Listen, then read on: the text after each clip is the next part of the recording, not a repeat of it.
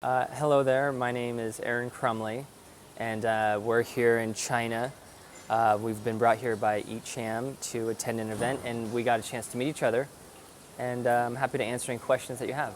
Well, I came to Kong because I knew that there was this hardware exhibition happening, and when I tell my friends about that, they're so confused. Like, you're going to a hardware? Like, what is this, a gigantic hardware store in China where everything gets made? And I'm like, well, yeah, more or less. And what I've been doing for the past couple years is researching products that can help with the climate crisis.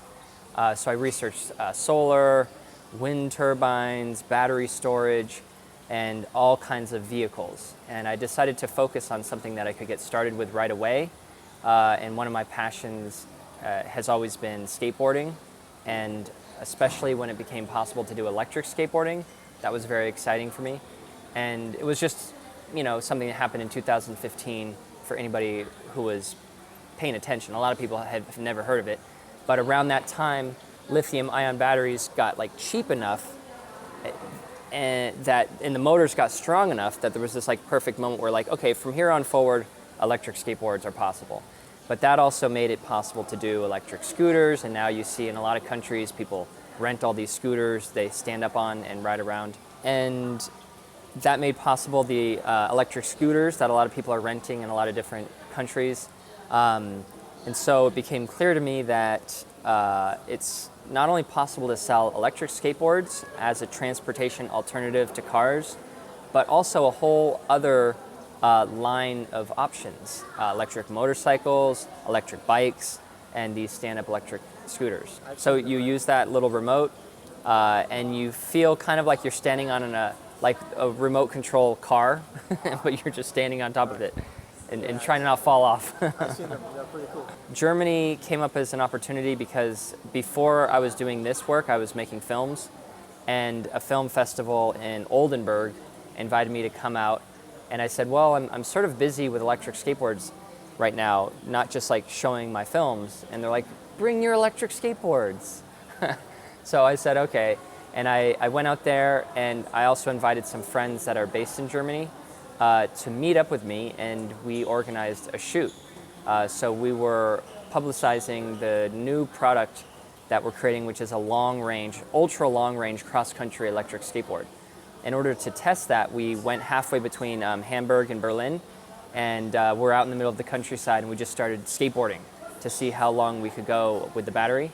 And another friend who loves cinematography, we've collaborated on films before, he brought his drone, so he's flying around with his drone, and then he's hanging out the back of a car with his little gimbal to get really good cinematography of these prototypes so that we can not only see how well they perform, but also see what they look like and share what they look like with people who are interested in pre-ordering. Then I flew specifically for this fair, which I know is a long distance for just one fair.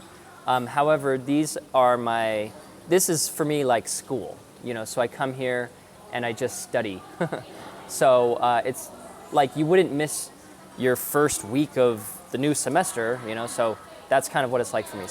Because everything that I've learned in the past year that I've been coming to China, off and on, has either been from factories, meeting with them and them explaining everything to me, or from events like this where I get to meet a lot of companies, and their job is to educate people about their product, but they also know a lot of information, and they'll educate people about any questions that they have.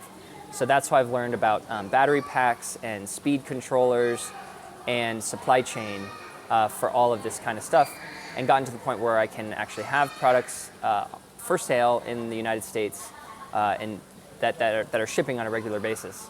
And I'm still in the process of growing the company to be a lot larger and having more products, but that's why I've come to China on this trip as well, is because there are many products that I have not yet sold that I want to visit the factory, and I'm pretty sure I've identified the ideal version of, say, an electric motorcycle, but I want to test ride it and meet with them and see how they make it, and talk about some certifications for our regulations in the United States, make sure everything's going to be totally legal and really like validate the supplier before I start filling up containers with their products to come to the United States, because it's a little bit terrifying. Like, you don't know what's going to happen when that container shows up in the US. Is it going to be rejected? Is it going to be destroyed? Is it going to be confiscated and they just take it home and have it for themselves? I don't know, you know. So I'm still getting to the point where I feel confident enough to order larger volumes and to really market in a big way. And my background's in marketing before getting into all this, so I feel like marketing is going to go well once I'm really focused on just that. But what I've been doing is solidifying the product itself. I ask a lot of people a lot of questions. So I met with a motorcycle company in California and asked them a bunch of questions about problems that they had. And they said that they had to wait about 11 months for their batteries to clear through customs. Right. And so I said, well, why didn't you just use a pre-made, already certified battery? And they're like, because we wanted it to be an exact special size. And to me, because I'm working at this from really like the benefit it can have to the climate. So I'm not interested in the perfect battery size. I'm interested in not having to wait 11 months so that we can get these into the hands of people that really want them. So yes, I'm trying to move at a pace at which I don't make mistakes and I learn enough, but I also am trying to move quickly enough. And actually it does seem quicker to me to just get on a plane and come out here and talk to everybody and then figure out, okay, is this going to work, and then push everything forward. And that raises the question, who did you know when you first came here? Well, I had a friend whose family was based in Beijing, and this is a friend from San Francisco. So, like, for a few days, the very first time I was in China, I did have some guidance, but then that ended, and I've basically had to meet people and get to know how to function and operate here, just through trial and error and searching things online and asking people questions. And pretty early on, I got associated with eCham, and that's been good because there's people like me who I can ask questions to. And a lot of times I meet with companies, and I might not be even mature enough to even work with some of these companies, but I get information from them, and you and I talk to other people here, and we all sort of figure out how to navigate this weird world. All right, so a follow-up question to that one is, how is communication here with people, language-wise and culturally? Well, you know, we're all human beings. So fundamentally, you know, when somebody says it's nice to meet you too, it like might be something they learned, the very first thing they learned in when they were young in English, but they actually mean it. And I find people are very happy. Like, there's this expression, oh, you're happy, I'm happy too, you know? So people here in China are happy if you're happy. So universally, we're all on the same page. You know, it's not what I was afraid of in the beginning. Like, what if people's values are upside down? You know, the complete opposite of mine. I think that we're all pretty much in it for the good of ourselves and each other, but not overlooking the good of others just so you can get ahead. In other words, people are not stealing things from me. They're not ripping me off completely. They might like shave off about 10-20% for them and not tell me about it, you know. So people are doing some things, but it's never so overt. It's never like criminal. It's just like maybe they didn't tell me about this one thing because they didn't want me to get scared of the product or whatever. So I don't want to say it's good to have complete blind faith and 100% trust in every human being. However, it's not a place that you have to be afraid of the people.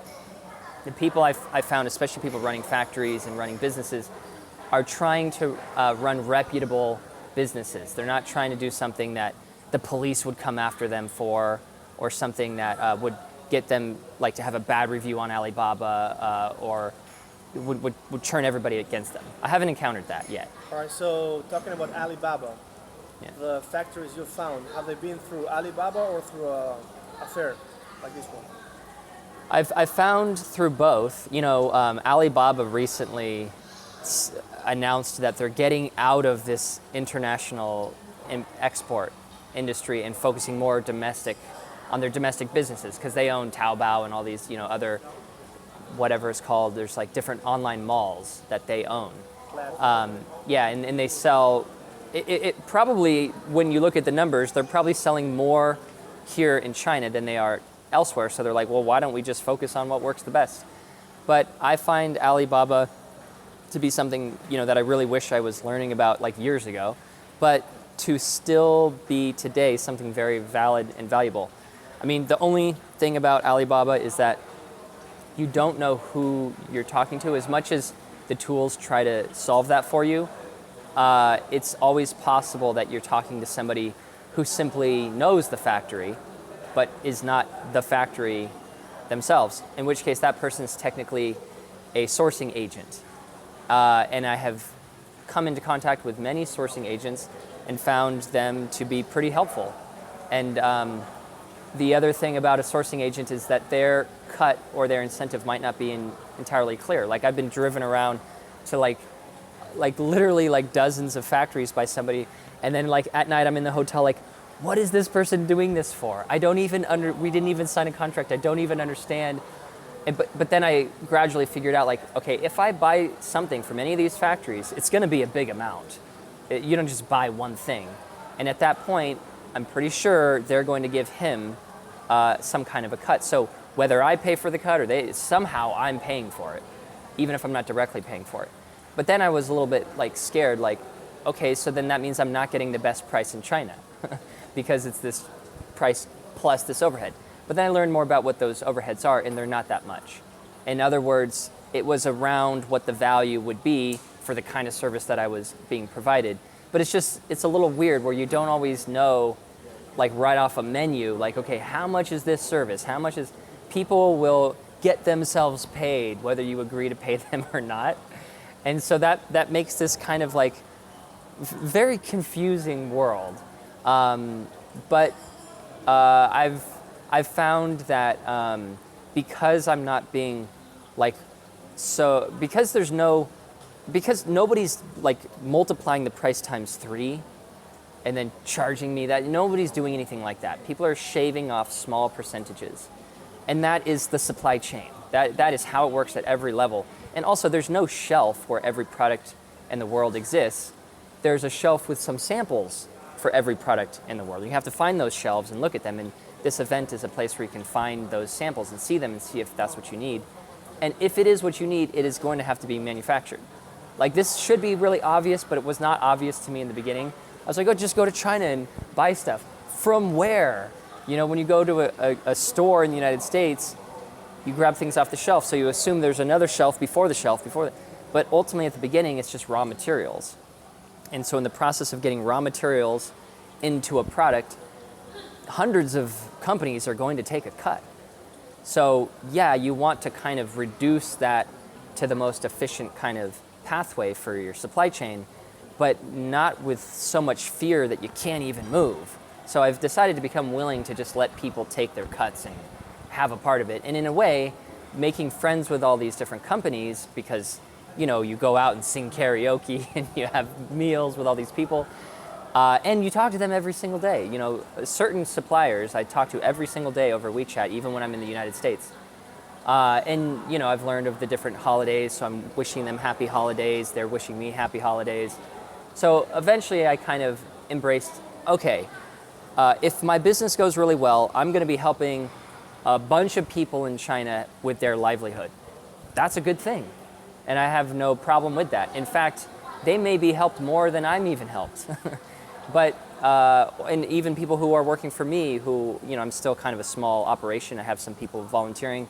But as that grows, I hope to employ people to work for me directly. So, the factories themselves might actually have more of an upside than me as the marketing layer and curator of products and sort of fulfillment. But that is also okay because they're actually manufacturing the product. So I've kind of had to, in my head, organize like who's involved and is that like morally acceptable to me and is it all fair and balanced? And I've gotten to the point where I'm close to kind of being okay with the dynamics of like you have to pay for your products and they're going to be paying people to make them, and that's going to be making them money, and that's okay. That's the right way. So I assume that you have not had any problems with communication. People speak English. Well, I have had all kinds of problems with communication. I'm trying to learn Chinese. It's slow going. I study through apps and just writing things down that I see on Google Translate. That's kind of working, but not to the point where I can have a conversation with a supplier. It's working to the point where I am a little bit better at pronouncing train station names, you know? And that is helping navigate and get around. So language is a massive challenge. I'm confronted daily with problems, but I've developed a bunch of coping mechanisms, and it's more like I haven't mastered any Chinese, but I have gotten pretty good at getting by with no Chinese. And what would you do? Really just Google Translate, and also understanding how helpful people are willing to be. Like earlier today, I was totally screwed because I was going to miss the bus, and I just got in from Germany, so my SIM card isn't working, my old SIM card, I don't know why. So I need to get a new one, but I couldn't find the bus. And with no data, that's really tough.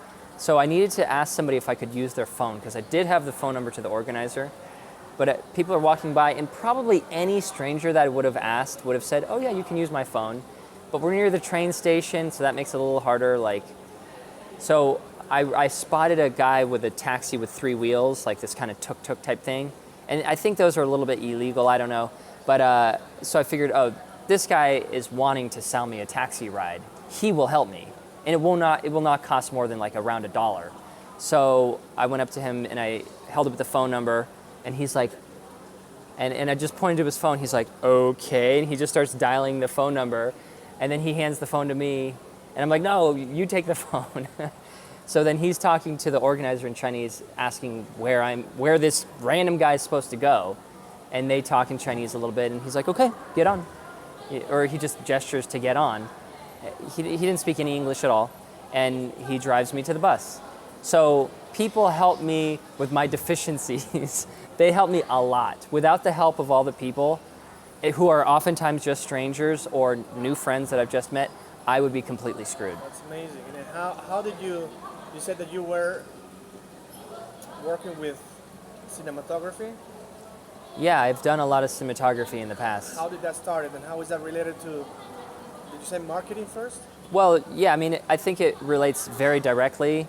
When I was just done studying and wanting to start a career, I got into video editing and cinematography. So I would do those 2 things. By yourself? Yeah, as my own little business. My family starts small businesses. That's just kind of how we are, like installing computer cables, cleaning people's chimneys, like finding something that you can do and then doing that business. So I was influenced by that, and I thought my business is going to be making people's videos, because I love to make videos, and I thought I could get really cool equipment. It would be a lot of fun. So I did that, and it was great. I made a lot of money for the time, and I invested all that money in directing my own work and making my own projects. And then those got accepted and won some awards. People can search my first film. It's called Four-Eyed Monsters. It refers to the entity of a couple that is in love with itself, this single entity. So we shot that in New York City, and it went all over the world to film festivals. All right, it was a movie or a short? It was actually a feature-length, independently produced movie. Right. It was on the Independent Film Channel. We won the Sundance Channel Audience Award. It got a lot of success because it was in the right place at the right time. It wasn't even necessarily that we as the creators even deserved any of the success, but we were kind of this symbol of new digital filmmaking and also internet discovery on social media, and the idea of influencers was brand new. Nobody had done anything like that. So companies were paying us to talk about their products and tie it into our filmmaking. So all this stuff that's pretty common now was just starting to happen.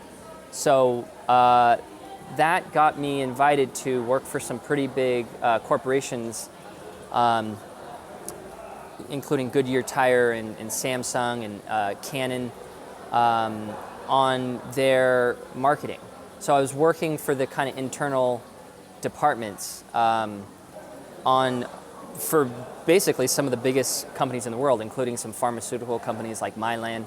And through that, I really got to understand the medium of marketing and branding, and also internal corporate operations, because I was like a fly on the wall at a lot of these corporate events and meetings, and conversing with them directly on how to get their new message out to the world.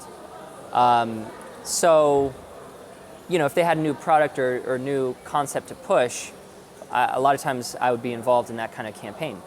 So I started, this was helping me survive, because actually it was kind of hard to survive off of my own produced films alone. I was investing in more films. I ended up doing a second feature film, but I needed these types of jobs. But then at a certain point, I realized that working for somebody else to figure out how they can market their product was frustrating, because I actually wanted to change their product, or I wanted to change the message by changing their story, but their story was only what it was. You could not change? I couldn't change reality, the facts, Right. I could only work with the facts that were true and try to spin them in a way that was advantageous for their message, the way people would hear it. So I thought, this is frustrating. Why not create my own products or my own company and then be marketing that? Which was just a fantasy, because how the heck was I supposed to do that? So for a while I had that fantasy kind of in my head. I wasn't sure what to do with it. So I did some more studying and learning and working in some other environments and just gathering information. And it wasn't really clear what I should do pretty much until the fires hit in California. California always has wildfires, that's normal. But in 2017 and 2018, and probably again this year. And that's where you're from? Yeah, that's where I'm from. The fires were way worse than they should be, And this has been happening all over the world, like a 100-year flood or the every 500-year fire or blah, blah, blah. But then these things are happening every year. So how is that possible? It became clear to me that even though some people try to deny these facts, the scientists are very clear about it, that human beings are heating up the planet, and that is messing up our ecosystem and our weather, to the point where fires are burning things down. In my hometown where I went to junior high and high school, that neighborhood, Coffey Park, made headlines around the world for having gone up in flames. And this is not a wildfire. It started as a wildfire, but it caught the city on fire, and then one house is catching another house on fire. I went and visited my old neighborhood, and trees were actually still intact, but every house and the fences between houses were gone, and you could just see, as far as you could see, was just burnt down houses and just the remains of their backyards and whatever poles were sticking out of the ground. So this was very surreal, and it felt like my whole past and history was just kind of evaporating, and I got very concerned about the world at large. Are we going to lose the world, to what extent is this amazing rock that we all live on going to stay in its current awesome state? I mean, I'm sure it will still be a rock in space no matter what we do, but it might not have an atmosphere, it might not have biodiversity that can support life.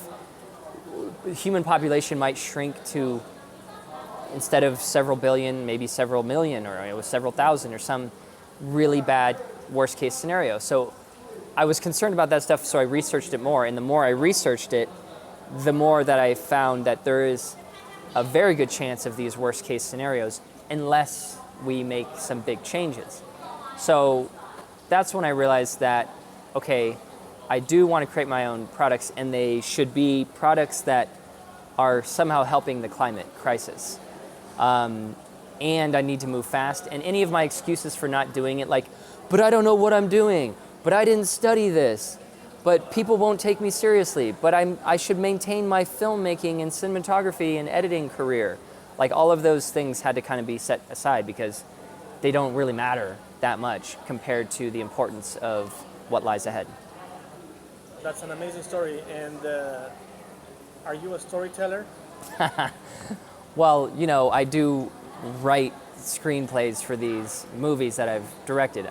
I always collaborate with other people, and I always work with real life as kind of the foundation for any story that I'm telling. But that's something I've done a lot of. It's like copywriting. Yeah, well, you know. Have you learned copywriting by yourself?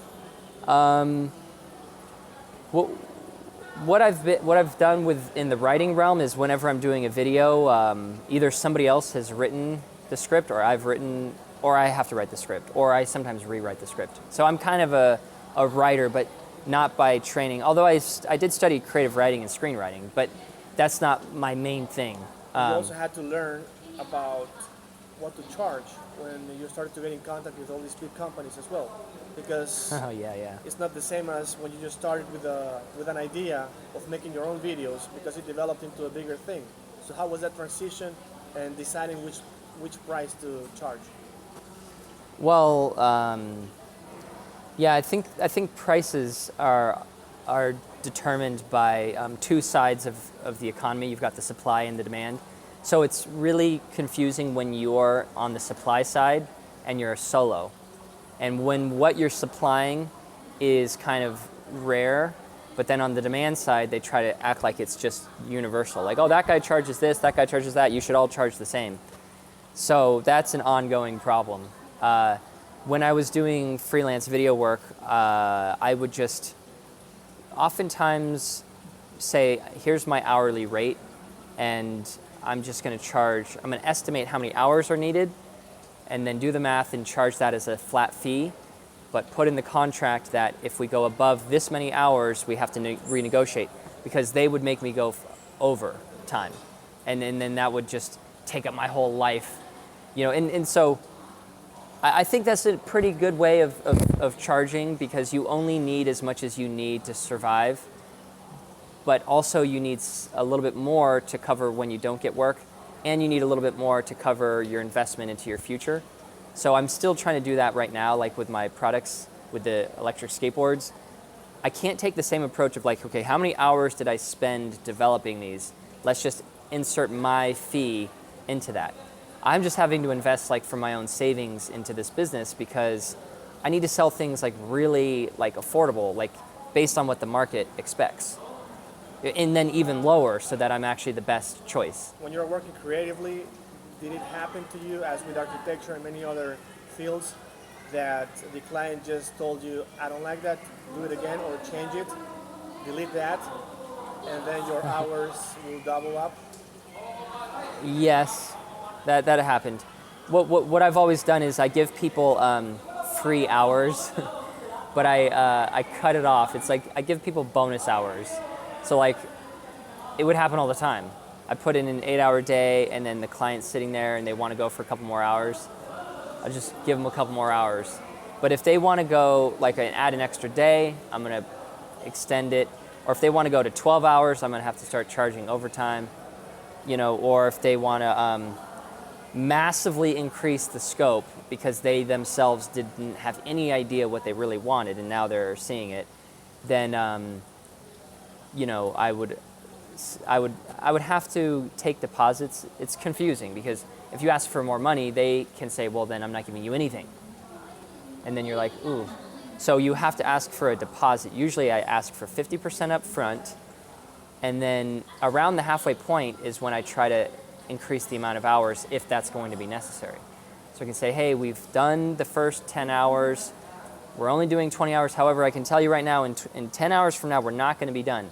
Let's actually add an extra 5. You can pay a deposit on those now, just pay half towards that, and then we've confirmed that we're increasing the budget for this. And they're like, no, we can't. Okay, then let's just make sure that we really focus on finishing this in the next 10 hours. And they're like, okay, I'll stop being so crazy. You know, so money and putting your foot down can be a way that you can kind of get the client to behave, if they're that kind of client. Because they also might not be the money person. You might have to talk to somebody else who is, and they're like, no, I'm just the creative person here. You know, so it can be very tricky to navigate the social dynamics. But back to what you're doing now. Yeah. Are there not already many people selling electric scooters in California? Well, what's interesting is around the world, there's a lot more rentals happening. So I was just in Germany, and I went to Berlin as well.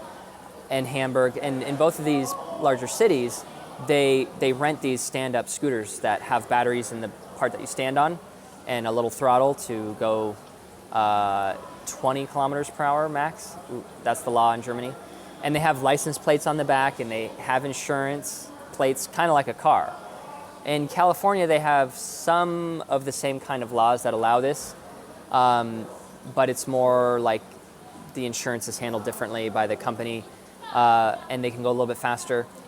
And the result is that in both of these two markets that I've spent a lot of time researching, people really love these types of vehicles. And they actually get to the point where they want to own one. And when you decide that you want to own one of these, there's Chinese companies that you can buy from, and then there's a few local brands that are doing kind of what I'm doing, like sourcing things here and selling them under a local brand name, but providing a warranty and providing technical repairs and providing trust and also providing marketing so the person can discover it and know if they want it. So there's competition out there, but what's helping everybody who's doing what I'm doing is the rentals, because everybody rents them, and either they're on vacation, they rent it once, or they live there and they're thinking, I want to use this for my commute. But it's actually kind of expensive to always rent these things every day for your commute. At that point, you decide, I think I want to own one. But this is where I really hope to educate the consumer, because if you're going to own a vehicle, you don't need the one with the handle, and unless you really don't have any kind of balance and you're totally afraid. Most of the time, after about a week, people become very confident on electric skateboard. So you don't need that whole bar that just gets in the way if you're going to get in a taxi. You can get an electric bike, but at the point that you're getting an electric bike, you want to go a lot faster. And legally, you can only go faster if it's an electric motorcycle. So we're going to be selling the electric bikes and the electric scooters, but really just as an example of kind of what's a lot more common out there and what you might be thinking that you want. But what we're really going to be hoping is that people get the electric skateboards, because that becomes such a more useful tool, because it's so dynamic and small and compact and can still go fast. How do you brake? How do you... It has electric brakes, so when you brake, power gets pulled back into the battery, and in that process, resistance increases on the motor, which causes you to slow down. And that's a very standard function. Electric cars do the same thing. It's called regenerative braking. Right. Or 1 year was the first time, 1 year ago was the first time you came here? Around almost exactly September of last year, You've been here how many times, if you counted? I've lost count. I think it's been like 5 times now, or maybe this is the 6th time. And you are going to do a speech on a university? Yeah, I was telling you earlier about going to Nantong All right. How University. did that happen? Well, Nantong University has asked me to come and speak to their transportation department. If we back up, it's like, how do you end up there?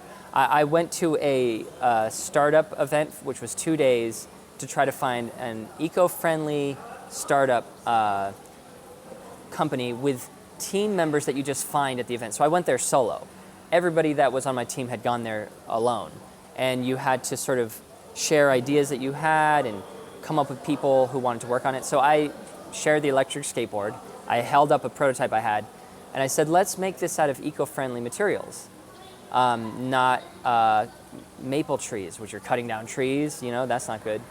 So, and also let's find ways to recycle the lithium ion. So people were attracted to that idea. We had a team of about 6 people, and we actually won an award in that competition.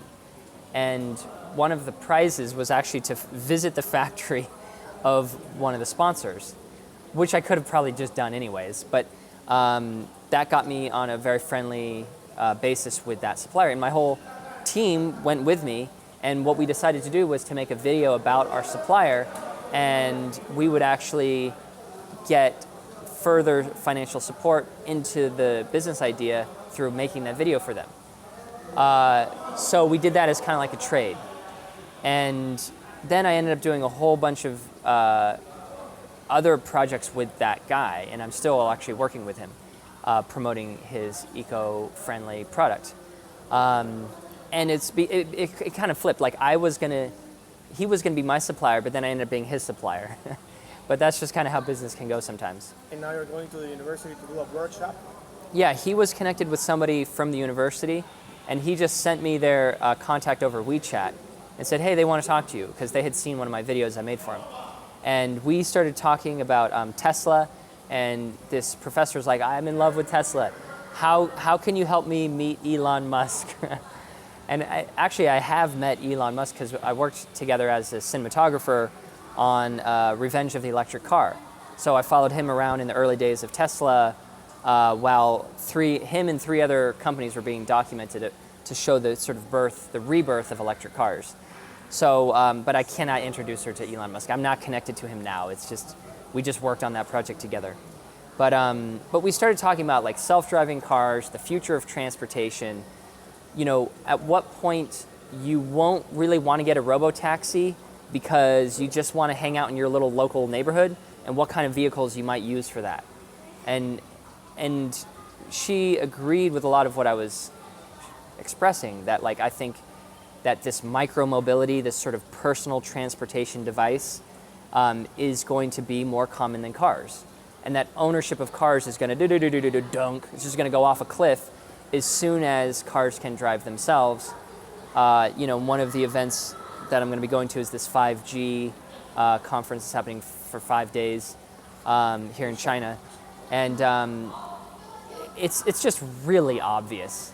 Like, you don't need very many sensors. You don't even really need that much computational power. You just need super good algorithms, which the world doesn't quite have at the exact moment.